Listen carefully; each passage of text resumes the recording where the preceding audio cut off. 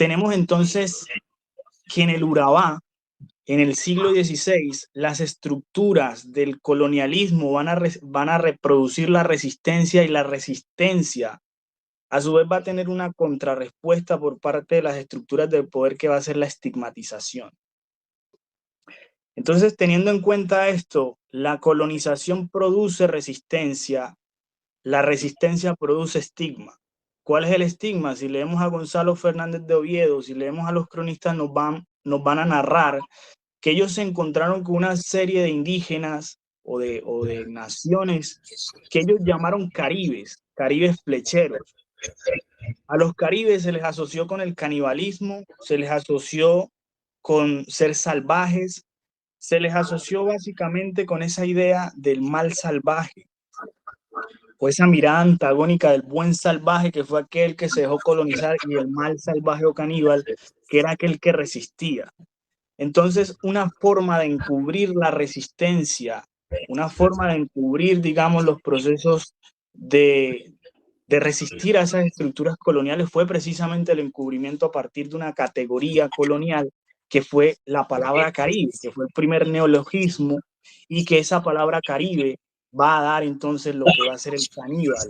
Es decir, al nativo americano se le construyó una imagen ontológica negativa, basado precisamente en aquellos que resistieron, y que era menester, como diría Fernández de Retamar, combatir a sangre y fuego, porque precisamente resistieron a las estructuras de poder, y como forma de contrarrespuesta, más allá de las formas armadas de colonialismo, está el encubrimiento. Por eso encontramos en el Golfo de Urabá que después de 1580 a los urabáes, o a los pueblos nativos del Urabá, se les dejó de mencionar en las crónicas, se les condenó a un silencio, se les condenó, digamos, a un encubrimiento, precisamente porque la mejor forma de dominación también es precisamente el encubrimiento como una forma de negación del otro. Retomo aquí nuevamente lo que nos decía Milton Santa Cruz con la idea de el ir y volver, porque esta idea que acabamos de mencionar es la idea de la historia de la colonización, la historia que marca un génesis a las estructuras de poder, que marca, digamos, ese inicio de las resistencias y ese encubrimiento. Pero es una historia que, como bien menciona Milton, o bien mencionaba Milton, va y viene, porque en Urabá, si lo tomamos como radiografía de la historia eh, de resistencia al colonialismo en la América Latina, pues vemos que esa historia, tal como diría Quijano, después de 500 años, siguen manteniéndose esas estructuras de poder. Y la mejor manera o un ejemplo claro, es Urabá. Tenemos que Urabá en la década de los 90 fue la región con mayor cantidad de víctimas del conflicto armado en proporción a la población, a su población. Aquí podemos ver que la gran incidencia de actores armados, desde guerrillas como las FARC, el EPL, luego la incursión de las ACU, posteriormente llamadas Autodefensas Unidas de Colombia, va a generar allí unas disputas del territorio, que a su vez van a generar dos cosas: despojo, van a generar violencia, y eso va a generar a su vez la reproducción de un proceso de poder que lo vemos en los grupos armados, ilegales, y también en el mismo Estado, cosa que ya, por ejemplo, Gloria Cuartas nos mencionaba alguna vez en una de sus conversas.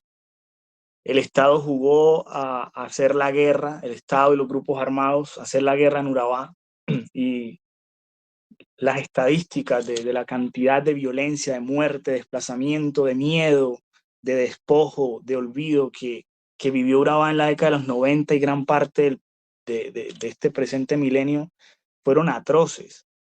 Entonces tenemos allí esa dominación, ese poder. Tenemos una resistencia de una sociedad urabaense que se resiste precisamente a ese olvido, se resiste precisamente a esa dominación, a la muerte. Y tenemos nuevamente la estigmatización. Tenemos la estigmatización de ser llamados o de ser de Urabá. Tanto así que la palabra urabeño ya no representa la imagen, el retrato de una sociedad pluriétnica que ha tratado durante siglos de recomponerse. Urabeños hoy es la representación de lo que es la guerra, de lo que es el estigma. Ser de Urabá y ser llamado urabeños es estar asociado a ese flagelo del conflicto armado que tanto nos afectó. Entonces, tenemos allí, 500 años después, las mismas estructuras, el mismo poder, la misma dominación. Paradójicamente, Jairo Osorio, en su obra Urabá, Pueblos Itinerantes, dijo una frase que es muy importante porque es una forma lastimosamente de describir Urabá. Su mayor ventura es su propia desgracia. James Parsons describía Urabá como el lugar donde se conecta Centro y Suramérica, una región geoestratégica, una región que durante más de 10.000 años ha tenido un proceso allí de ocupación, de tránsito humano. Gonzalo Correal lo ha estudiado y pues hay evidencia de esos primeros procesos de migración que el mismo Gonzalo Correal nos muestra, pero que lastimosamente esa misma ubicación geoestratégica es la que ha traído ese proceso de tomar control de esa región, tomar control y encubrir y generar todo ese proceso de flagelos, de violencia, de despojo, de olvido.